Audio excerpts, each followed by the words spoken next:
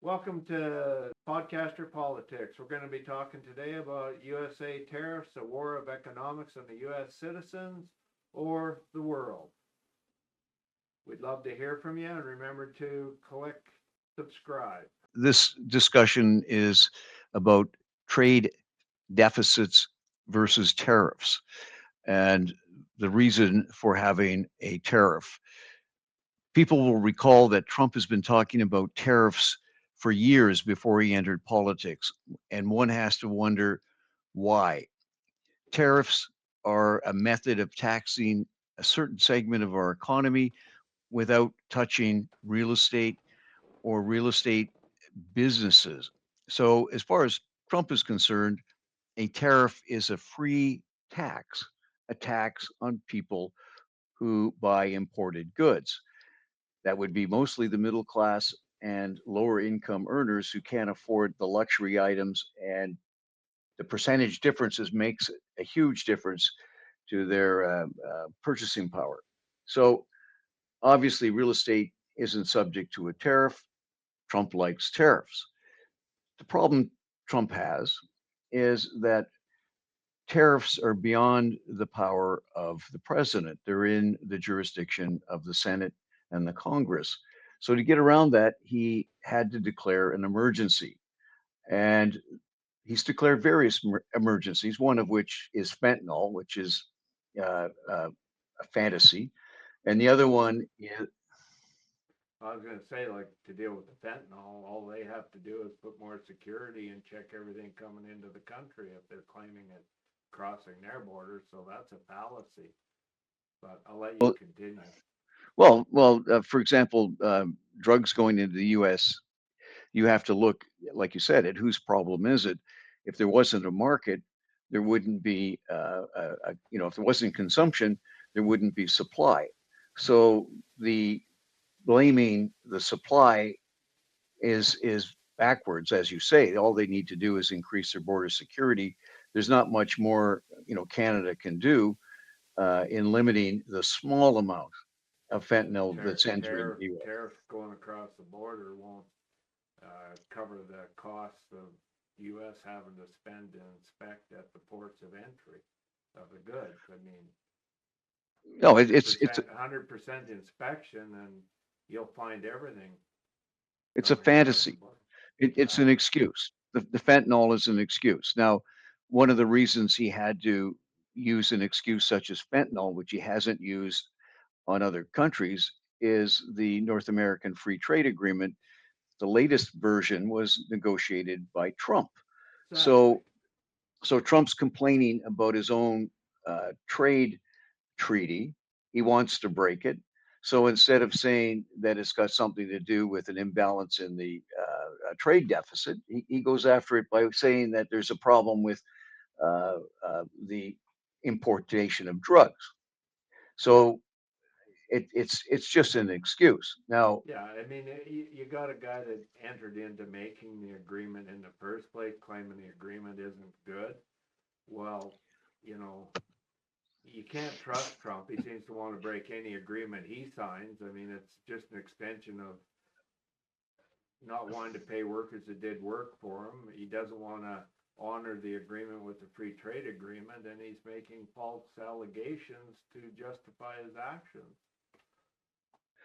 in any event, so with the fiction that he wants to impose tariffs, and the reason being that there is fentanyl coming from Canada and drugs being smuggled in from Mexico, that's totally different from his goal, which is to put a tax on the middle class, which is tariffs. Now, the reason he needs the income is because he wants to maintain the tax breaks for the billionaires, which is coming up this summer. He has to renew the current tax break, so he needs the income, and so the only place he can get the income without taxing himself and his friends is through tariffs. And So they the voted for that. The U.S. citizens actually voted for that because he did make it clear it was going to hurt them in their pocketbook if they elected him in. Nobody lied to them. What he made clear True. is that tariffs are not taxes, Yeah. and that they're paid by the vendor, they're not paid by the consumer, which is an out and out lie. Right. And so what's going to happen, hopefully, is that a proportion of the U.S. Population will realize they've been lied to. Now, I'm sure there's going to be some way to spin this onto Biden, but anybody with any common sense will see it's the tariff that's causing the increase in prices.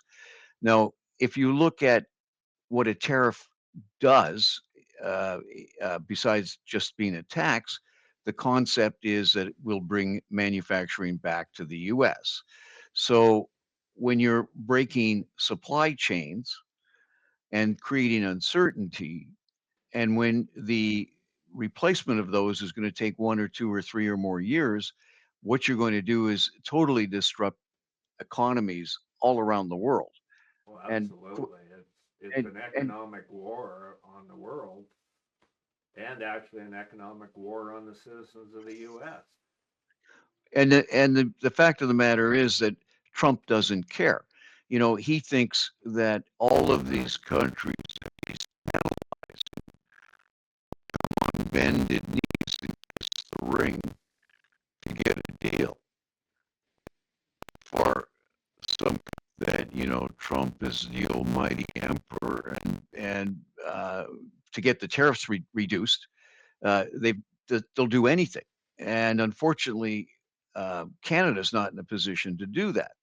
You know, uh, as far as our trade with the U.S., they are our biggest trading partner. We can't get around them because we've relied on trade with the U.S. now since inception. Well, So the benefit is that Canada now is quietly quitting the U.S. reliance. With Carney in play, there's a lot more being developed for European markets, and we'll never trust the U.S. again.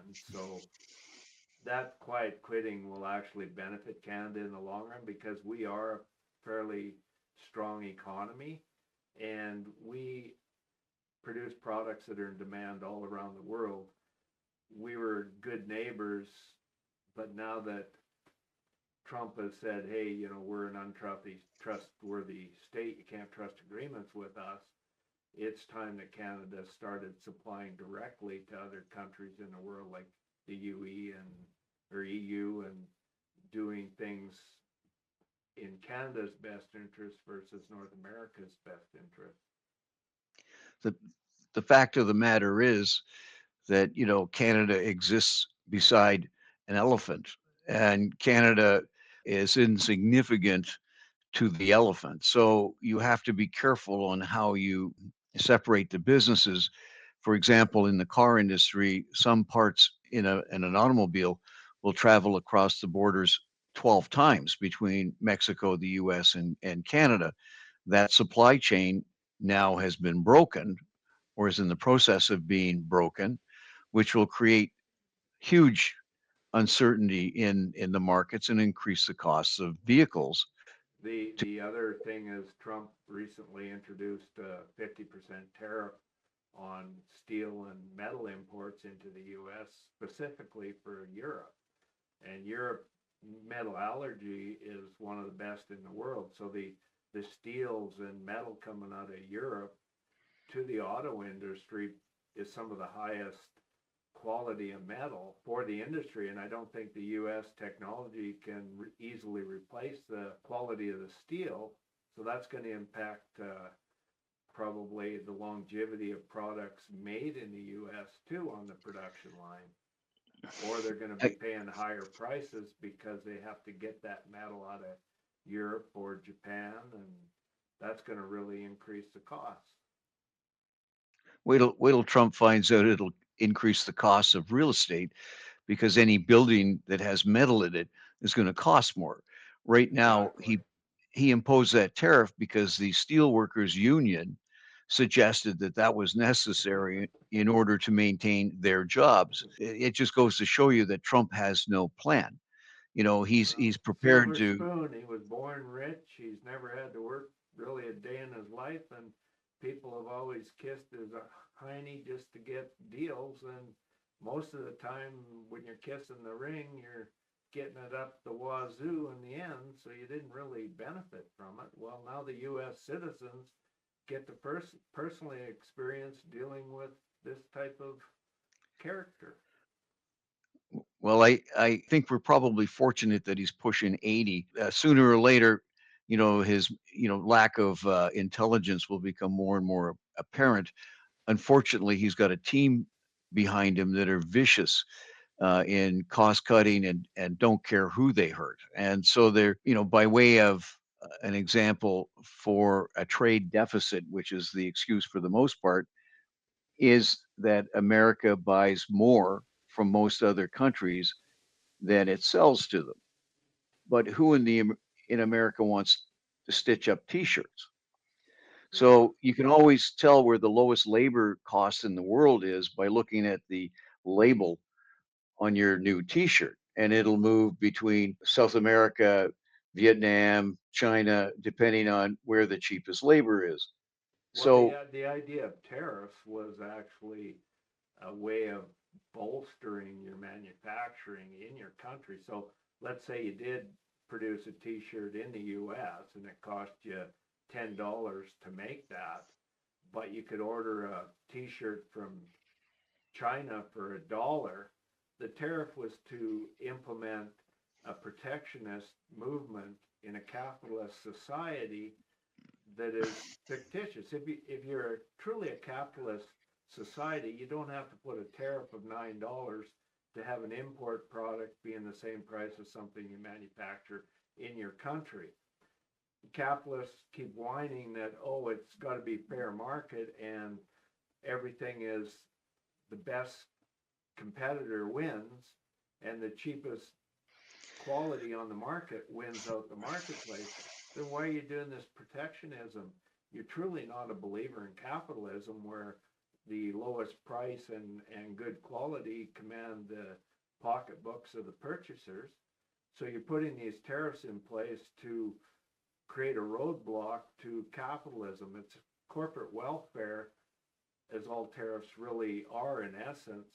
And if you look at the U.S. economy, they do give corporate welfare. They pay less taxes, everything else. So tariffs is just another, like you said, way of making sure that the wealthy in the U.S. that own all the businesses get a tax break.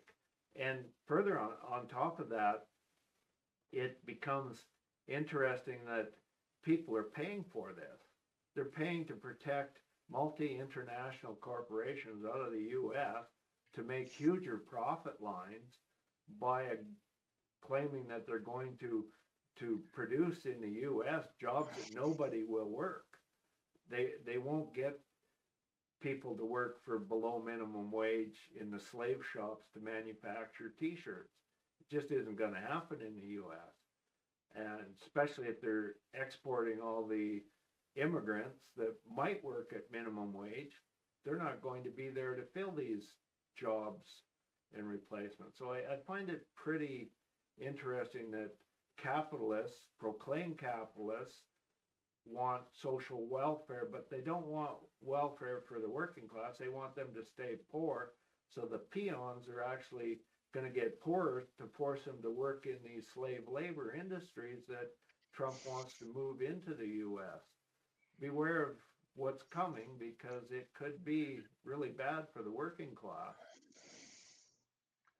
well, when Walmart warns Trump that it's not going to eat the 50% tariffs from China and that it's going to pass on those expenses directly to the consumer, Trump gets upset because it exposes his lie about who pays the tariffs. So Correct. so what's going to happen is if he insists that the retailers don't pass on or they're going to eat the increase. What he's going to find is they don't import the stuff anymore. So your products on the shelf are going to start disappearing. Well, they've You won't be already able. got no container ships in the ports. There was articles saying that nobody's shipping container goods into the ports in the U.S. and it's a trickle down economics. If there's no goods coming in and the goods move off the shelf, what are they going to replace them with?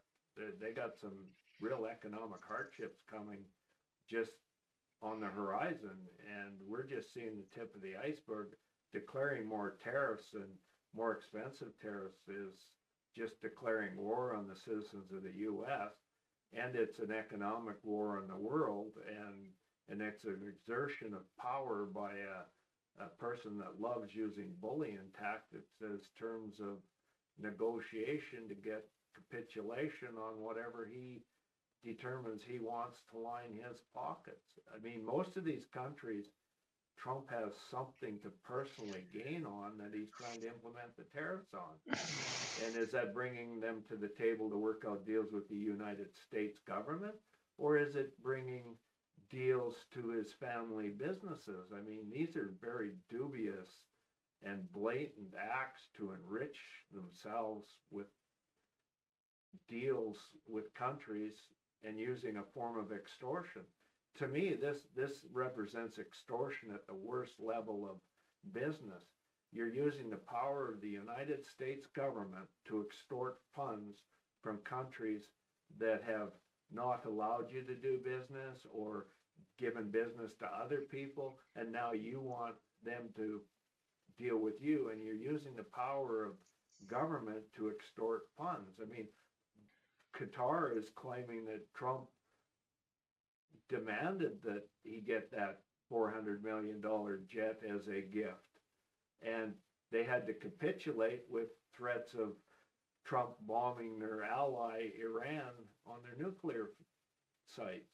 So there is issues of, is this legal? Like, in the world eye, do you see extortion legal? That's to me what tariffs are, is a form of extortion against countries that have already had good working relationships with the U.S., have done no harm to the U.S., and have been beneficial to the U.S. growth and economic wealth and stability.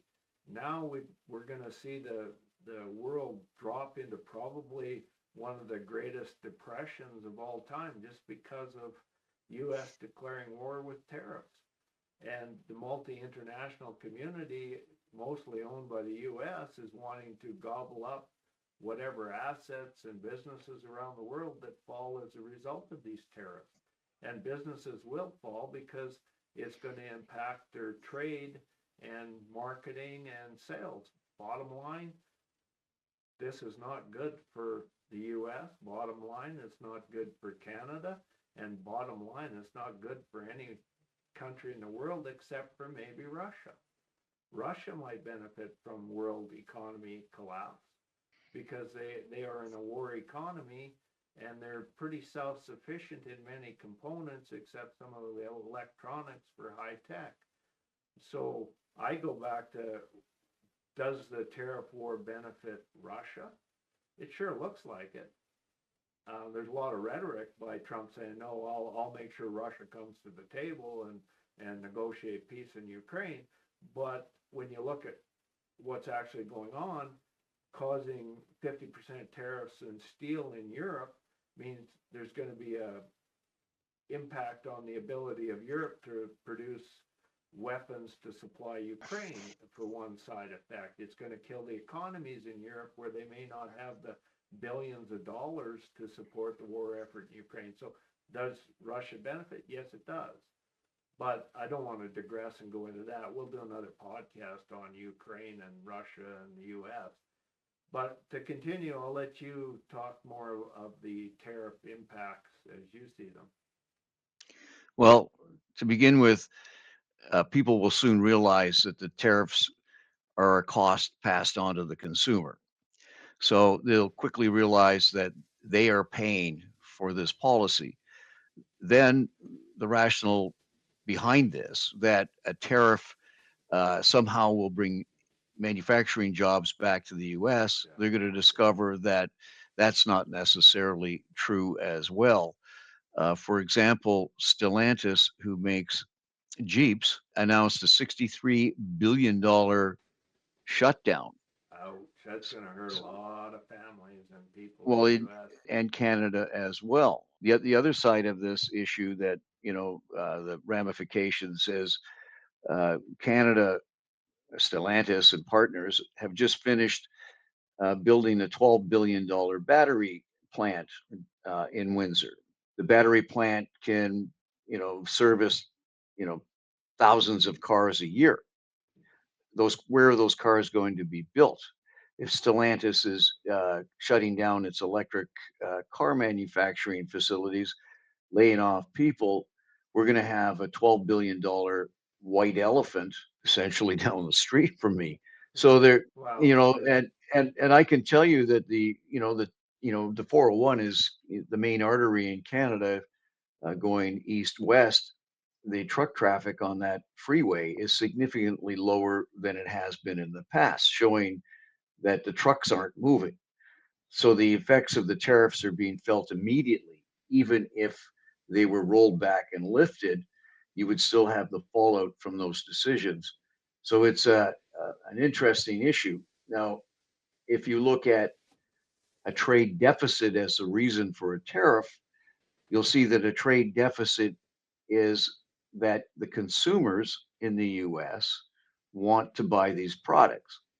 And the importers of these products are doing very well for themselves. If you look at Walmart, for example, their relationship with they're reliant on these imports. So is it Walmart's fault that the consumers want less expensive items? Or is it, the Chinese and the Vietnamese fault for selling them to Walmart at a discounted price? So you have to look at that and say it's like the fentanyl. Whose fault is it that Americans want cheaper products? Now, the fact that you have a trade deficit doesn't tell the whole story. And well, if you there's more to that story about cheap products, and that goes back to years ago when they started to do trade with China. The wealthy wanted to be smart in the marketplace and take these cheap products. They knew they weren't quality, but they wanted to move them in because they could sell them as if they were quality with markup and make huge profits.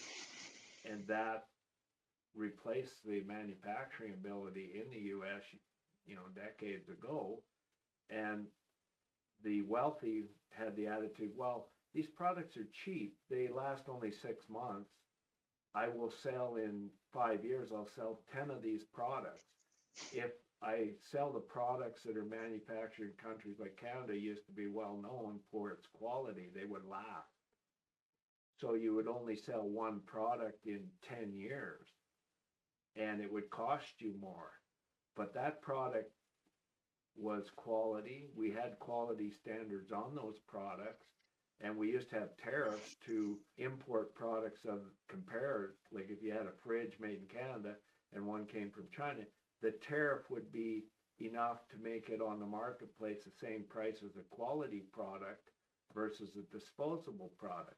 So the consumer could choose, well, I'll pay the same price for something that's going to break down in 6 months, or I'm going to pay the same price for something that's going to last for 10 years or more. That was one of the benefits of tariffs decades ago, and we got away from that. I Trump, disagree. I well, I know disagree. we see So differently so on that. no, if you don't have the money to buy the latest refrigerator, with stainless steel and double doors and slide out freezer, you're going to buy something a little less expensive. Not having the little less expensive product available just means you won't have a fridge. The That's lower true. I mean, it is true, but I mean, in the economics of it, you have to look at now we have this big problem with global warming, and we have a problem with disposable goods into our landfills, which are causing economic hardship. So we do have to look at a balancing act in what we allow for products to be manufactured. So the disposable products need to be dealt with in a fashion that maybe we don't bring as many in. And that's where tariffs could actually play a role, is influencing that only products with a certain shelf life or quality standard that they have to pass have to have a 10-year warranty on a car versus a 2-year warranty, things like that. I'm just using that as an exaggeration, but if we use the warranty and quality of manufacturing to set what products are allowed to be sold in our stores, that would be a lot better war on manufacturing than using the Trump tariff war on fake drugs coming in to levy taxes on the U.S. citizens. I think there's a misconception that foreign products are cheaper because they're not made as well. If you look at the technology advances the Chinese have made in electric cars, it can't be compared to what the Americans are doing. Correct. It's so much better and so much further advanced and a lot That's less why they expensive. eliminated Chinese electric vehicles so that the U.S. didn't want it in, and Canada reciprocated, saying we're not bringing these cheaper electric vehicles in. Well, yes, China produced a higher quality electric vehicle than Tesla. They didn't want them in the market at half the price or less, and that was an influence. They claimed to be capitalism, but it was corporate welfare. They wanted Tesla and local production to have an advantage in the marketplace. If Canada went along due to threats. Well, you know what? Maybe Canada shouldn't allow extortion to be our primary reason to not bring in electric cars from China. but let's look at what China does. When China produces something like an electric vehicle, the profits from the sale of that electric vehicle benefit the entire factory and the entire city and the entire state and eventually the entire country. When a vehicle is produced in, especially Stellantis now, the emphasis is on shareholder value. In other words, they don't care about the worker. They don't care about the fact that these people have been working for your company for 30 years. They don't care about the cost to the consumer. They want to gouge the dollar for the investor. And it's the fundamental philosophy of that production that has created the imbalance that Trump now complains about as a trade imbalance. It's got little to do with anything other than people in the US and Canada and elsewhere. They want a selection of goods and they want choice. The fact of the matter is you can't dictate their choices by penalizing them unless you go against the very fundamentals of economics, basically. Well, I mean, here in Calgary, Stampede Toyota has doubled their sales in the last month from the month previous, which was a record sales on their vehicles, and they're from Japan, which is high quality. And I think the reason that everybody's switching is they're realizing that, with the tariffs now, domestic made vehicles in North America are too costly. They don't last as long. They don't have a real strong resale value. Everybody, the consumer, is running to these higher quality products like the Japanese vehicles that retain their value and last twice as long, 3 times as long as the North American made product that are engineered to fail after the warranty is off. So we go back to the argument of quality versus low priced items. The US is moving towards low priced items in the vehicle industry for North American cars. Fords and Chevs used to be way cheaper to buy than a foreign Japanese car that was well made, and that made an impact on your choice to buy. Personally, I always bought Chev and Ford until I actually broke down and bought a Honda Civic years ago. And you know what? I'll never go back to North America. That Honda Civic holds its value, is a reliable vehicle. It's cost effective to run and maintain. And now with the implementation of these tariffs and the trade wars, I see no reason not to promote buying Japanese vehicles over North American ones. Yes, North Americans are going to lose jobs, but that was a choice when you elect a president like Trump to cause a war that wasn't necessary. You're killing the whole industry. And I love these Japanese vehicles. They are awesome. The technology is designed, they take pride in their work, for number one. They have a lot of pride in their workmanship. They want a vehicle or product to be proud of and last, and not have a name for being a lemon or, cheap and falling apart. And that makes a big difference on consumers' minds. So some of these actions of Trump are really going to backfire in the long term for manufacturing in the auto industry for sure. And it will mean that North American auto industry is going to have to up their game to produce higher quality products to compete with the international products, which try to maintain some quality. I don't think the quality isn't the number one issue right now. It's price. Because Jeeps have been around since World War II. They've become embedded in the myth that they're a steady Eddie, solid vehicle, great transportation, I got inexpensive. three friends that have Jeeps, and for the most part, they're a nice vehicle, but they, 350,000 K, 400,000 K, and you're getting rid of them. Whereas equivalent vehicle in Honda or Toyota or any of these Japanese models, they're still on the road and in good shape. So, Yes, but if I can continue, the Jeep had a cult around it, just like Harley Davidson. It may not have been the best quality, but it's like a club. People have Jeep clothing and Jeep bags and Jeep, just like Harley. It yep. became a cult.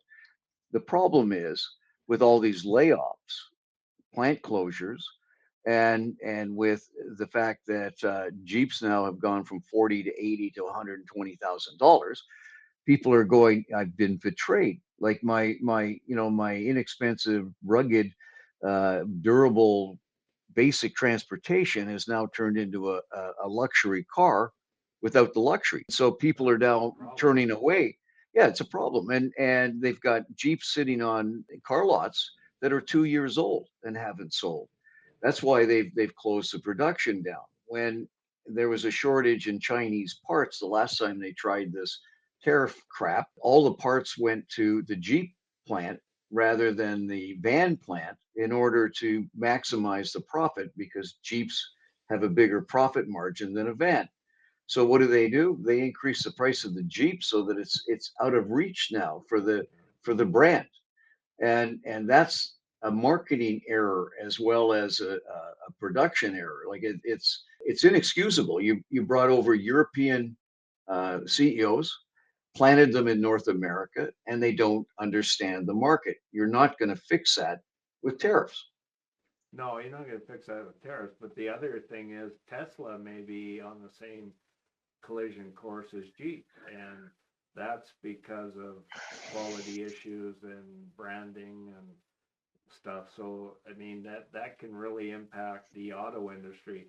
My take on the auto industry is why the consumer was scammed into thinking electric vehicles would be the solution to pollution in the air, when the real solution, and we see that in China shutting down electric plants and going over to hydrogen engines. That to me is going to be the future of the auto industry. And if Jeep wants to, regain its title and image, go to the hydrogen engines, which fit into the cleaner air model a lot easier, and it also is a probably a better retrofit to some of their plants. It's hard to convert a plant to electric vehicle production or battery production when you can convert engines to run off of hydrogen much easier and still maintain the quality of vehicle that in North America we like to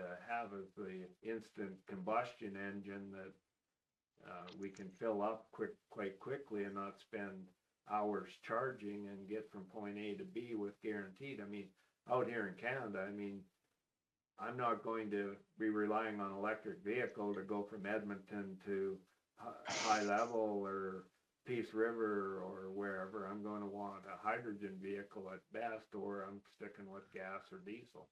But let's look at the record, for example, of the U.S. on the global warming issue. To believe for a moment that they were going to bring in electric vehicles in order to slow down global warming is a stretch. The reason Pretty much. the reason they wanted to go to electric vehicles is to reinvent the car industry so that the American manufacturer would have a built-in jump on the market because they were told it was coming. They should have expected it and they should have retooled in order to meet what the government said would now be a demand because they were going to outlaw internal combustion engines. What happened was the Chinese were listening, and the Chinese put the money and the technology and the effort into manufacturing batteries and battery technology and electric motors, and they got ahead of the curve. The only person who was doing well in the electric industry in the US was Tesla. And the only reason Tesla was doing well is because of political connections. Then And when you stock look at market manipulation. I mean, the value of Tesla isn't in the vehicles; it's in the price of the stock on the stock market. and I was going to get to that because the sales don't support a vehicle company bigger than Ford, General Motors, and Stellantis together. And No, the reason is Tesla is marketed as an IT company. You know, it's intellectual technology. It's got really next to nothing to do with the fantasy of self-driving cars, except it's a sales job. it's going to implode because what I see, and this is a prediction for me, you're going to see Tesla implode because it's a stock market pumping of hot air and the valuations don't support the share price. The quality of the product on the market can't compete with other companies on the market that are much more reliable and trustworthy names. And that means Tesla stock is going to eventually one day be worthless. And you'll see that coming when the world realizes that the intermediary component of business was, if I owned a manufacturing company, say Ford, and I heard that, geez, if I switch and the governments of the world are going to say, hey, let's go with electric cars, I go invest and build electric cars, but I know in the background electric cars are unsustainable because there's only so many battery potential or so many could be on the market. And it's going to go to hydrogen production cars. I get to sell one more vehicle in between going to the end product, which is hydrogen vehicles. So my prediction is the hydrogen industry is going to take off. That the day that the consumer realizes that hydrogen engines are the way of the future, that's when Tesla stock drops, and it'll But happen let's fairly soon. but, but let's get back to my previous example with respect to a Jeep, comparing the people who buy Jeeps to people who buy Harley Davidson motorcycles. It's essentially a lifestyle, and it's kind of like a cult. Can you imagine people wanting to drive an electric Harley Davidson? Yeah, not really. Yeah, because it doesn't fit the image and it doesn't fit the cult. When they ban internal combustion engines and they tell the Harley drivers that, sorry, sir, you're going to have an electric vehicle, Yeah. you know, they're going to think e-bike. Scooter, You know, scooter. yeah, they're not going to be interested at all. So when if they try to switch to an electric Jeep, they're going to meet the same resistance with their market share as you would with Harley Davidson. Well, can we So, have comments from some of you bike owners? Are you willing to go with a scooter or do you want a combustion engine Harley? I'd like to hear so your take on that. my point is that it's a huge marketing mistake. And when you look at that, a true hybrid, if you had a small four-cylinder engine that ran a generator, that ran the electrical system, that ran the battery, then you would have essentially the ability to fill up anywhere and recharge your battery while you're driving. So you wouldn't have to worry about your electrical issues. You would have a decrease in the amount of pollution that was occurring. You would have a bridge between internal combustion engines and the ultimate market, which may or may not be hydrogen. However, it would also have the extended range. It would make a lot more sense.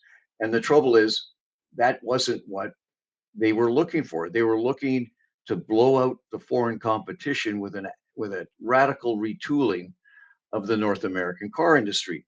And the North American car industry didn't believe it was going to happen. And now they need tariffs to protect their industry. The government is stepping in because capitalists were only interested in their bottom line. So now got a bunch of capitalists elected in the U.S. to have the government interfere with fair trade and market dynamics so that they can try to reposition themselves. Well, Cory, billionaires interested in the bottom line, that's just a shocker. Yeah, really. You know, like who would have guessed? The peons that are, they're workers that they want to get minimum wage. Who would have guessed? To pay $20 an hour when you can pay $5. So it's a race to the bottom when you put billionaires in charge because they're deserving and you're not. You're just the peon that works for them, so they have the billions of dollars. So you might want to wake up to what really is going on when money buys politics. When you hear that, the workers at General Motors, Ford, and Stellantis are making all this money and have all these benefits and everything else, one of the issues that people don't realize is that the actual assembly of an automobile in North America is a small fraction of the actual cost. They have first, second, third tier suppliers. Those people make substantially less, usually, than the assemblers. So if you still assemble vehicles in North America using parts from second, third tier suppliers, you're not going to change the economic outlook for these communities that rely on these mega assembly plants. It won't make a difference. And what they're going to have to do is start taxing things like airbags, brake cylinders, brake pads, all those individual parts that actually make up a vehicle that come in from all over the world are now going to be substantially more expensive. And the cars that are already too expensive, the sales are going to fall off. The tariffs just do not make sense. Well, I mean, if your goal is to put less vehicles on the road, maybe they do make sense. Price them out so only the rich can have a vehicle. I mean, that might be a hidden agenda, but I don't know. You got to be careful there. I don't think there's anything hidden about Trump. I don't think he's smart enough to have an agenda. If you look at the way those tariffs were implemented, they're on, they're off, they're on, they're off, they're on, they're off, and all the way through, his friends were making money on the stock market. Oh yeah, there was clear stock market manipulation. Which you or I did that, we'd be in jail, and that is bullshit. That shows that the stock markets are controlled by the wealthy. It was never about buying and selling shares in companies for 2,000 times the asset value of the companies. It was all about preventing small businessmen from getting into business and bolstering their communities. I mean, think about it. Well, that aside, we could do a whole take on stock market and the bullshit there, and I think we will. You can watch for that coming, folks. You can let us know what your takes are on it in the comments. All that aside, what it shows is that there is no plan. The plan is there's no plan. There is a plan. It's Trump knows how to extort money, and there's a enrich plan. himself. Yeah, he's going to enrich himself, and you got to look behind the veil as to what his motives for each of his actions are and how it lines his pocket or his family's pocket or his closest associates' pockets that fund his campaigning and everything. I mean, look at cryptocurrency. The minute Trump knew that he could extort funds from international players, he set up cryptocurrency that's untraceable. So you're not going to know the bribes and the money trading hands because it's going through his bank account. Look at the supper at Mar-a-Lago where you paid a few $1 million minimum to go and have a $10 steak at Mar-a-Lago and buy favors. And it was clear because one lady went there that her son was in jail for some sort of money fraud over seniors or something. I don't know the full extent of it, but he was released and given a pardon for crimes that he should never be released and given pardons, even though he's wealthy, right? He was ripping off people, but Trump gave him the pardon because his mother bought a plate at that dinner table. So that goes to show you the extent of the money bribery scams that are going on. So when you're looking at tariff policies, why does he target one group differently than another? Because he's waiting for the bribe or the extortion to filter down to his account. And that's my claim that we got to be able to have full investigation into what's really going on. And do you want to aid and abet criminal activity on a world scale? I don't want to. I don't want Canada to aid and abet it. If that means that the U.S. is going to invade in Canada, well, so be it. But I'm not willing to participate in turning a blind eye to the fraud, extortion. The world doesn't need that right now, and this tariff war is something that is going to be a very prominent aspect of the remainder of Trump's time in power. We do have to be prepared for it. We do have to know that this tariff war is a war. It's going to cause economic chaos in countries. We will pay the price for it. But we do have to stand our ground as best we can and quietly quit, build new alliances with Europe and other industrial countries around the world. And we need to include third world countries into the development plans to strengthen ties on an international level. This is what we can do to counter some of the tariff war aspects. But in the interim, be ready, folks, because it's going to hurt everybody in the pocketbook. And the declaration of tariffs on Canada, my take is, and I know people may or may not disagree, but you can put it in the comments, if we're going to be nailed with 25% tariffs and 50% tariffs, our dollar is trading at 30% less than the US dollar. We're a more stable country. We're a stronger country. We are more independent. We're not as aggressive as the US. I think that it's time that the stock markets say our dollar is based on what people value our dollar. As Canadians, do you value your dollar as being equal to the US? Yes, I believe our dollar is worth the same as the US or should be worth more than the US. So we can gain our value back by saying we're not buying US dollars at a discount. It's on par, dollar for dollar, or maybe $1.25 to $1 American. And that's on us to set that price.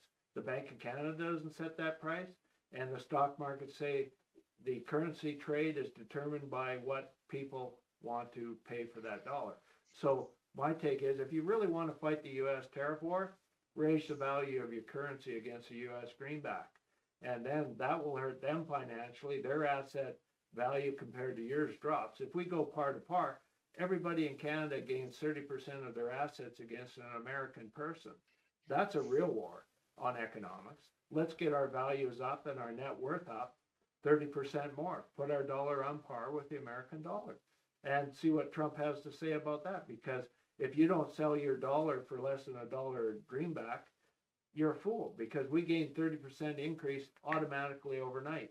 And with the reputation of Trump in the U.S. as being a rogue state and untrustworthy, let's try that. That's one thing we can be proactive as Canadians. Say, I'm not paying $1.30 for an American greenback. I'll give you $1 for $1.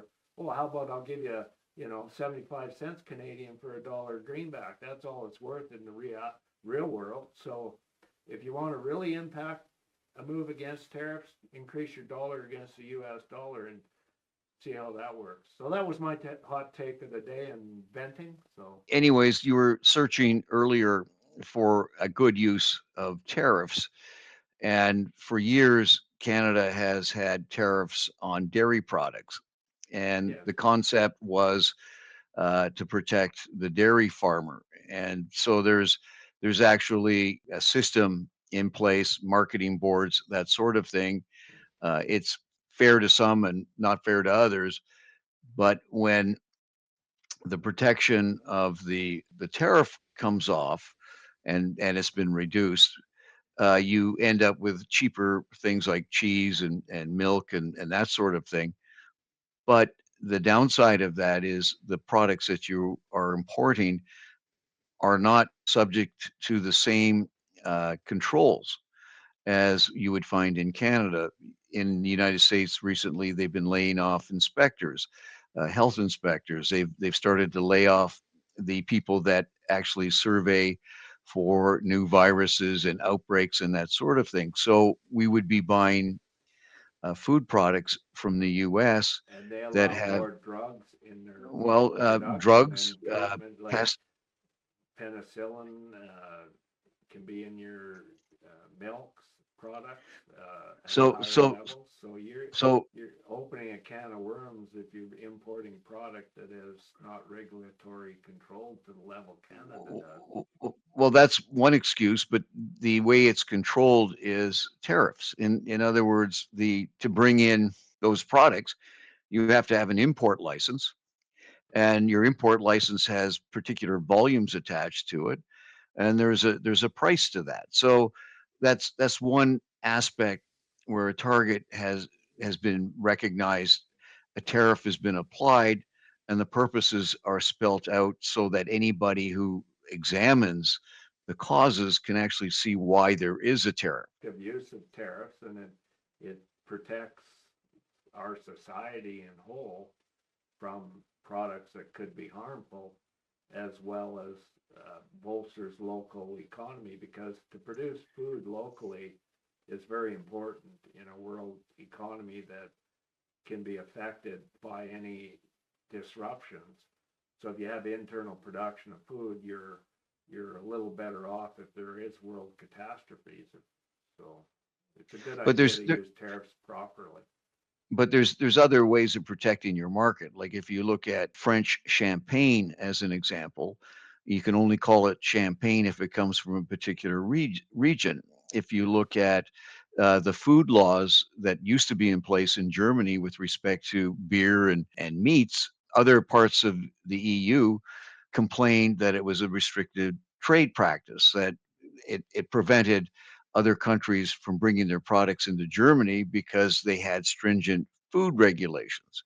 So there are other ways besides tariffs to protect local industry It's and like protect good your consumer. Scotch whiskey, only Scotch whiskey if it's made in Scotland. Yes, bourbon is only made, in Tennessee and Kentucky, basically. No, So that's not it's, coming to Canada anymore. No more bourbon on the shelves. Let's get some Scotch whiskey on the shelves. but again, there's various ways that you can protect particular industries without having blanket tariffs. The tariffs are an excuse to raise money because they want to give a tax deduction to the billionaires. Because And in the U.S., and that's why. yeah, and there's no other way of describing why they're doing that. And hopefully uh, Americans will wake up to the fact that they're being hoodwinked. They're I they're have no faith in it. I mean, they're they had him in before and it was a gong show. Why would you want another gong show? And that points to the fact that it isn't just Trump leading the gong show. There are hundreds, if not thousands, of people involved in this gong show. So, if Trump had a heart attack tomorrow and died, it wouldn't get rid of the problem with the US because it's more ingrained than we want to believe. I mean, you don't get majority votes if it isn't ingrained in their society that the wealthy rule over the peons, and they will continue even if Trump isn't their leader. And that's the problem. That's why we can't trust the US anymore.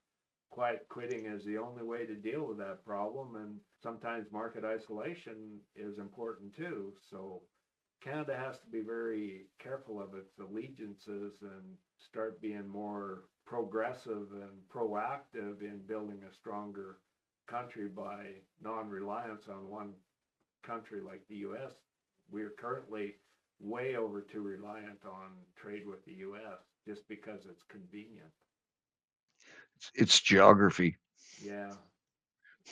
Anyways, Convenience. I better let you go. Thank you, Cal. We'll catch you later. Okay. Bye.